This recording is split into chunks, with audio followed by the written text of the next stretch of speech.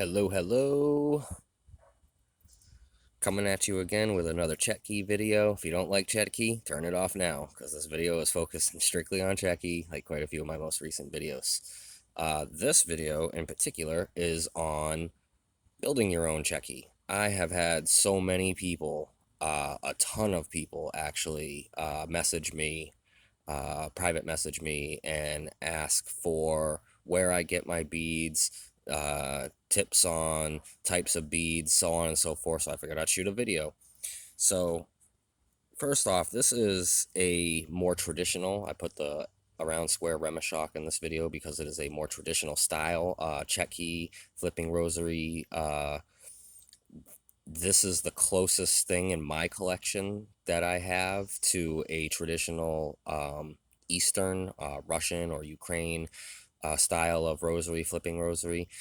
A lot of their stuff is very lightweight on very thin cords. A lot of them incorporate some type of elastic cord or silicone cord, or they use gaps. Oh, I got direct sun coming in here. Oh boy. Um, or they use gaps like is used here on this AO2 to provide the flex space. Now, if you want to make your own remishok or tiled model, I'm going to say right away, good luck to you. I couldn't even begin to guess on where to source double drilled beads like this of this size. I personally won't even attempt to build a traditional tile style just because uh, it's not my favorite style, but more importantly, um, it just seems like it would be really difficult to source the proper materials. So with that being said, a lot of the models that you see on the market um, outside of the remishok in the West that are readily available are the spine models, Posvanok, beaded, whatever you want to call them. There's a lot more of this style offering out there than there is this style. I cannot help you build this. That's a whole different realm. I'm sorry. I can give you some tips on these. Now, when building Chetki, the biggest problem is the beads. And I say that because most of your beads on the market are a one of two standard size drilled holes to run your cord through. And that poses a problem if you're building your own Chetki. So if you want to do it on a thin cord, like very extremely thin micro Kevlar cord or micro sized paracord if it exists, or you want to do like fishing line or silicone cord, or you just have really good stitcher's thread that's really durable and will hold up, you shouldn't have a problem building Chetki, because if you're using thread that thin or cord that thin, any bead with a 1mm or 1.5mm drilled hole is basically going to work for you. Now, this model here is from the East. It's from Workshop Fidgets over in Ukraine. He does a more Eastern style. This is the elasticy style of cord that they use over there. It's very thin. It's thin, almost like our fishing line, fishing line, except it's stretchy. So he's able to use standard size beads of multiple different materials because he's able to utilize that 1mm to 1.5mm. This one might even be a 2, but it's a much more commonly found bead on the market. You can go on eBay or Amazon and find beads of this style all over the place. Your next issue would be finding the thin cord to use these types. Now, with that being said, if you're not interested in an ultra thin cord or silicone cord or fishing line or micro cord, whatever, and you want to do what is blowing up as the Western style, I guess, this is from Around Square as well. It uses 95 paracord, but he also has models, a few models that use a Kevlar cord, which that is a round square Kevlar cord. Got a bee flying around me, sorry. This is a thicker cord, 95 paracord and the 1.5mm or 1.4mm, I forget what it is, Kevlar cord. It's a pretty thick cord. When building this, I went through massive amounts of beads that I couldn't even use because they were standard drill holes. They were mislabeled on the sites that I got them from as 3mm or 3.5mm bore holes. What's a good example? There we go. And they were not when they arrived. I'm not the type of guy to leave bad reviews, so I just didn't leave any reviews on those shops. But I did inform them that, hey, you know, you said you had a 3mm or 3.5mm bore on these beads that I bought from you, and they are in fact a 1 or 1.5mm, and I can't get my cords through these beads. They're useless to me. I've run into that many times. I've wasted at least $60 to $80 buying groups of wood beads and metal beads, trying to build my own. And I mean wasted. Some of the money was, you know, I was able to obtain beads of the proper size. This is on the same type of cord, literally, the same exact cord that AO2 uses. And as you can see here, I do have some stainless steel beads. I was able to find stainless steel beads with the correct bore, but here's the problem.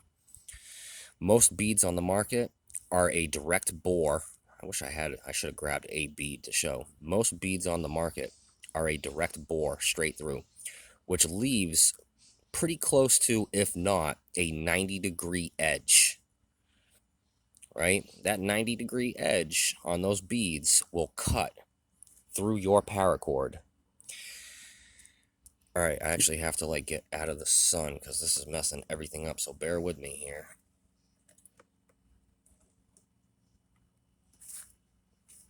Oh, sorry. Those 90-degree angle beads will cut through your cord faster than a proper finished bead. What am I talking about? Okay, all of the AO2 beads have a chamfered inner edge. It takes what was once upon a time a 90-degree angle, rounds it slightly on the outer edge, and then it is a chamfer in, so it creates more of like a 45-degree angle on the lip, which over time will still wear through rope or cord. It's metal, even with a chamfered edge and that 45-degree angle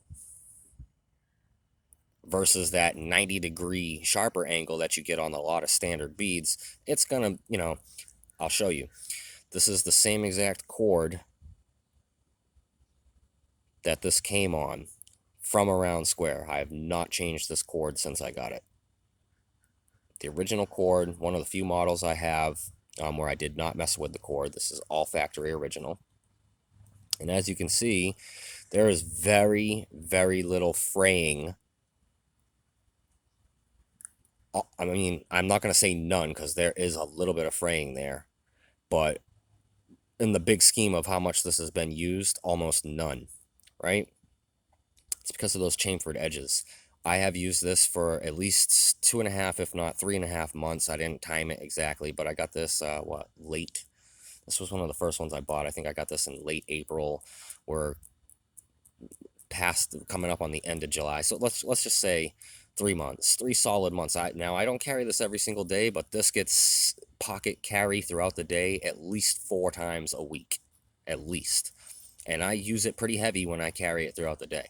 This has seen an extreme amount of use and has very, very, very little fraying on that cord. This cord will last quite a while. I just strung this up 3 or 4 days ago. This is a homemade set. After locating beads that would work. And within a few days, I noticed just this morning, which is what prompted me to make this video. I don't know if you can see it, but right up here at this junction point, it's almost severed in half. This is actually dangerously close to already breaking, and those 2 beads going flying one day, depending. Will it take a little bit longer? Yeah, it will, because it's only about halfway through, but it's less than a week I've been using this.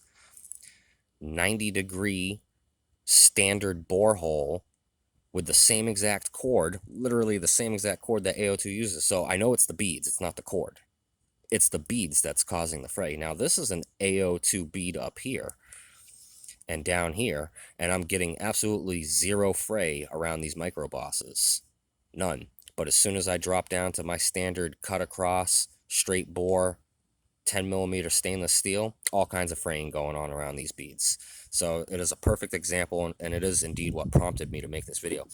When you are sourcing your beads, you are going to go through some trial and error. I'll give you a tip. All of your center beads, meaning your end bead and all the ones running up the center, if you're doing a standard layout, this layout is they call it Posvenock spine model. Weavers of Eternity has a tutorial that shows you how to string this, and it's actually how I learned how to string these. So if you're interested in learning how to string it, because you don't know, Weavers of Eternity on YouTube has a video specifically where they show you how to string up Chetki, and it's where I learned. It's a great video. Less than 10 minutes, and I knew how to do these, and I can do them all day long. But anyways, the center beads that you use when you make your purchases to build your own, it's important that you have a big enough bore for whatever cord you're using, whatever diameter cord you're using, to pass through that hole twice fairly comfortably, not super snug. You want it to pass through fairly comfortably. All the beads that you source for your side, your accessory beads, your side beads, you can get away with a 1.5 or 2 millimeter bore for those beads, because the cord is only passing through it once. So this 1.5 millimeter bead right here is totally perfect. It's any standard bead. You only got to pass through that cord once. The center beads, especially if you're doing metal or even plastic, are a little bit harder to source. Now what I did here was wood beads that you can find at any shop for my accessory, my side beads, which fit through the Kevlar and the paracord no problem.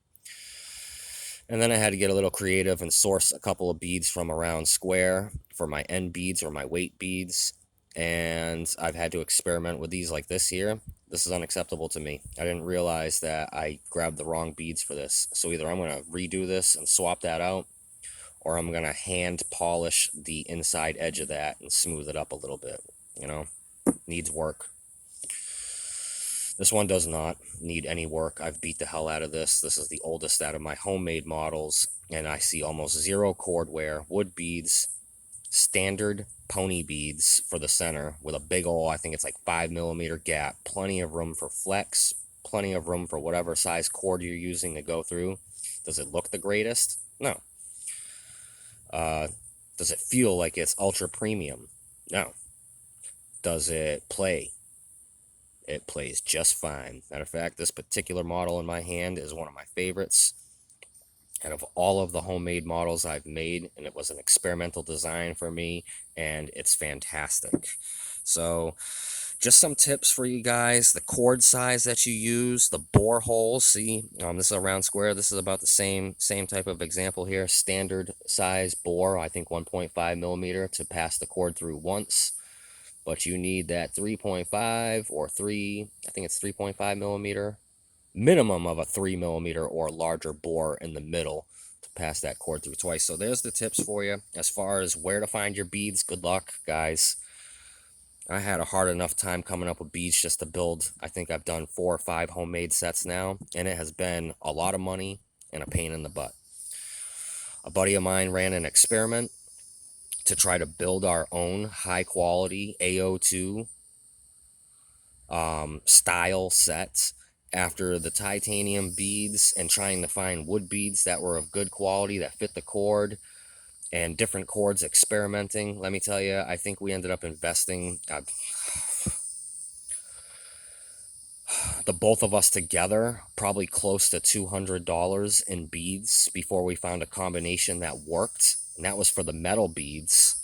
We had to have the wood beads for our models donated by a very generous person. I'm not going to say who, because the wood beads were almost impossible to find for the quality that we were looking for.